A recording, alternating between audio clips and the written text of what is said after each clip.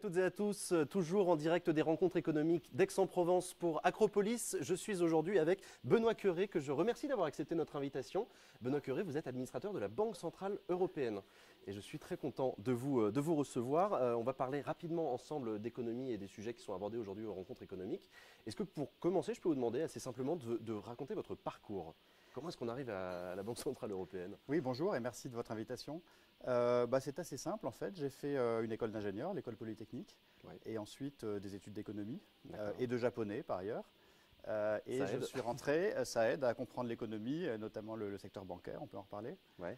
Et je suis rentré à l'INSEE. Donc À j'ai l'INSEE, commencé d'accord. à faire de l'économétrie, de la modélisation, à utiliser les mathématiques pour faire de l'économie à Ok. l'INSEE. Ensuite, je suis allé à la direction du Trésor, au ministère des Finances, à Bercy. Et ensuite, l'occasion s'est présentée de rejoindre la Banque Centrale Européenne, où je suis depuis maintenant 5 ans. Alors, la Banque Centrale Européenne, rapidement, ça sert à quoi ? C'est quoi son rôle ? Alors, la Banque Centrale Européenne, c'est à peu près 2500 personnes à Francfort, en Ouais. Allemagne. Et nous sommes la Banque Centrale de la zone euro, donc des 19 pays qui utilisent l'euro. Donc, il fabrique la monnaie, Donc, l'euro. on fabrique la monnaie, on fabrique les billets Mhm. avec les banques centrales nationales, donc la Banque de France par exemple. Mais les décisions sur les billets sont prises à Francfort. On décide de la politique monétaire de la zone euro, en particulier du niveau des taux d'intérêt auxquels on se finance dans la zone euro à court terme. Et puis, depuis 3 ans, la Banque Centrale Européenne a une nouvelle fonction dans le cadre de l'union bancaire qui D'accord. consiste à contrôler les plus grandes banques européennes. D'accord. Vous avez dit donc que la Banque Centrale Européenne s'occupe de créer la monnaie, mais créer la monnaie, c'est pas au sens pratique du terme, ça à la limite c'est de l'exécution, c'est au sens politique du terme en fait de définir les taux d'intérêt. Est-ce que vous pouvez nous expliquer rapidement comment ça fonctionne cette histoire-là ? Alors, ce n'est pas au sens politique, je me permets de vous corriger pardon. parce que la Banque Centrale Européenne est indépendante du pouvoir politique dans un domaine qui est très limité, puisqu'il s'agit d'utiliser la monnaie, les taux d'intérêt pour un objectif qui est très précis, qui est fixé par les traités européens, qui consiste à assurer la stabilité des prix. La maîtrise de Ce l'inflation. qui, comme on en dit. pratique, la maîtrise de l'inflation, ce qui en pratique veut dire que l'inflation doit être proche de 2% pour D'accord. protéger le pouvoir d'achat des citoyens européens. Et D'accord. donc dans ce cadre-là, la Banque centrale opère de manière indépendante du pouvoir politique. Et alors la manière dont on le fait, c'est en décidant de la quantité de monnaie qui circule dans l'économie européenne et des moyens que nous avons pour contrôler cette quantité de monnaie. Et en particulier en ce moment, nous avons un programme dit en anglais de quantitative easing, d'assouplissement quantitatif, D'accord. qui consiste tout simplement à acheter des titres financiers sur les marchés financiers de manière à faire baisser les taux d'intérêt partout dans la zone euro. Et ça permet ensuite aux entreprises, aux ménages de la zone euro d'emprunter à des taux qui sont beaucoup plus faibles. Et donc c'est bon pour l'investissement, c'est bon pour la consommation. C'est une manière de soutenir l'activité économique dans la zone euro. D'accord, très bien. Dimanche, vous interviendrez sur la question de l'Union européenne et la tentation de l'exit suite au Frexit britannique. Est-ce qu'il y a d'autres pays de l'Union européenne qui risquent de sortir de l'Union européenne, enfin qui pourraient avoir envie ? Quel regard est-ce que vous portez, vous, à la BCE, sur le risque d'avoir un pays membre de la zone euro quitter l'Union ? Je crois qu'aujourd'hui ce risque n'existe pas. Ah bon ? Il y a un pays qui a décidé de quitter l'Union européenne, mais qui n'était pas dans l'euro, C'est vrai. qui est le Royaume-Uni. Ça se révèle beaucoup plus compliqué que ce qui était prévu au départ. Ce processus De négociation, oui. de négociation. Il y a une image qui est souvent employée qui consiste à dire l'Europe c'est comme une grande omelette, chacun a apporté ses œufs.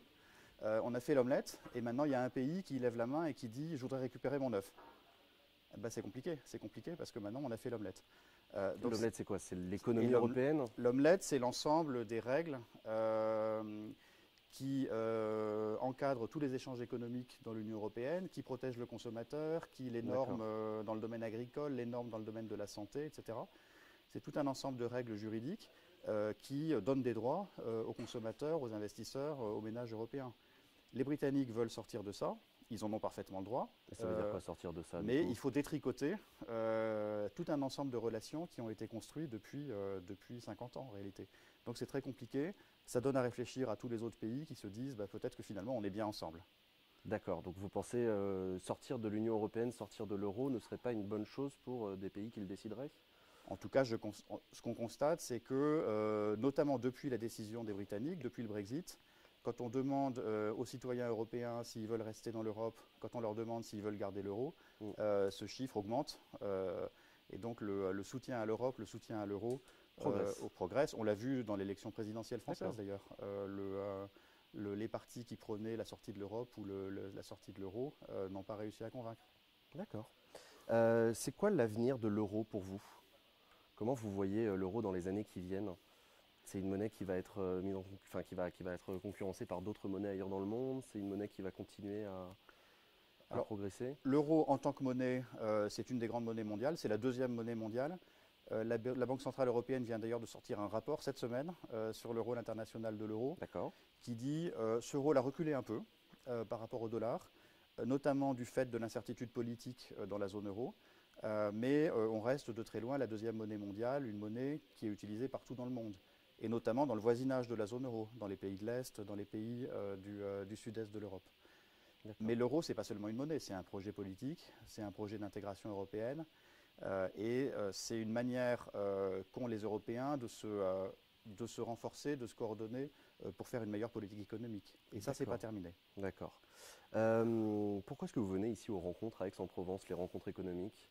Vous venez chercher quoi ici? Moi, j'y vais d'abord pour expliquer ce que fait la Banque centrale européenne, comme on le fait tous les deux, pour parler à un public qui est un public très vaste, très généraliste. Le risque pour des institutions comme la BCE, c'est de rester dans sa tour d'ivoire, de ne parler qu'à des spécialistes et finalement de se couper de ce que souhaitent les citoyens européens. Et donc il faut être au contact des gens, c'est ce qu'on fait ici. Et puis pour la BCE, qui est une institution européenne, on apprécie le fait que Aix est une rencontre qui est très internationale, où on ne parle pas seulement à des Français, mais à des Européens, à des Africains, à des Américains, et ça aussi c'est important, et à des jeunes. Ici, on aborde tout un tas de sujets, alors liés autour de l'économie, les rencontres économiques, mais en réalité, l'économie, on se rend bien compte dans les sujets qu'on aborde, ça touche des termes comme la santé, le progrès, les inégalités, l'environnement, évidemment. Pourquoi est-ce que les citoyens se sentent aussi éloignés de ces sujets-là? Enfin, en tout cas, le public auquel s'adresse Acropolis a tendance à croire que les rencontres économiques, c'est pas pour eux. Pourquoi? Comment ça se fait? Parce que ces débats sont souvent exprimés dans un langage qui est un langage très abstrait, qui est un langage très savant, qui est le langage des économistes, alors que les sujets dont on parle sont des sujets très concrets pour chacun. L'inflation, c'est le prix de ce qu'on achète tous les jours. La monnaie, c'est les pièces et les billets qu'on a dans la poche. C'est des sujets comme est-ce qu'on va continuer à payer par carte bleue ou est-ce qu'on pourra payer entièrement en montrant son téléphone à la boulangère ou peut-être encore autre chose dans le futur. C'est ça aussi la monnaie. Et ça, c'est des sujets concrets. Alors comment est-ce qu'on peut faire pour aider notamment les jeunes, je pense, à s'intéresser à ces sujets-là? Vous avez des idées? Alors on essaie de le faire. La BCE va lancer quelque chose bientôt. Tout à fait. La BCE veut parler aux jeunes pour les raisons que vous avez indiquées. On a par exemple un centre pour les visiteurs qui va ouvrir à Francfort. Alors il faut venir à Francfort, mais si vous venez chez nous à Francfort, c'est un très beau bâtiment au bord du Main, et on a un centre pour les visiteurs qui explique de manière très très concrète comment marchent les mécanismes économiques et monétaires. Et puis cette semaine, en partenariat avec les Journées économiques de Lyon, qui sont tous les ans en novembre, on lance un grand concours de vidéos pour tous les jeunes européens. En français, en anglais, en espagnol, en allemand. Et il s'agit de faire une vidéo de 2 minutes, qui parle d'un sujet qui intéresse la Banque centrale européenne. L'avenir de la monnaie, les banques, l'inflation, la régulation de la finance. C'est ouvert à tous les jeunes entre 18 et 30 ans. Et si vous allez sur le site de la BCE, vous verrez le mode d'emploi. Et à la clé, il y a quelque chose à gagner, oui. À la clé, il y a 4 000 € et une invitation à Lyon pour venir présenter la vidéo en novembre lors des journées économiques. Une vidéo de 2 minutes sur ces sujets-là, franchement. Bon, ok, écoutez, on continue à en parler. C'est le challenge qu'on propose. Bon, écoutez, très bien. Merci Benoît Curé d'avoir accepté l'invitation d'Acropolis. Tous ces sujets-là, l'avenir de l'Europe, l'avenir de l'euro, le rôle de la BCE, on continue à en parler sur Acropolis. Benoît Curé nous a présenté ces grandes lignes, mais on continue à en parler. Merci et à très bientôt. Merci, au revoir. Au revoir.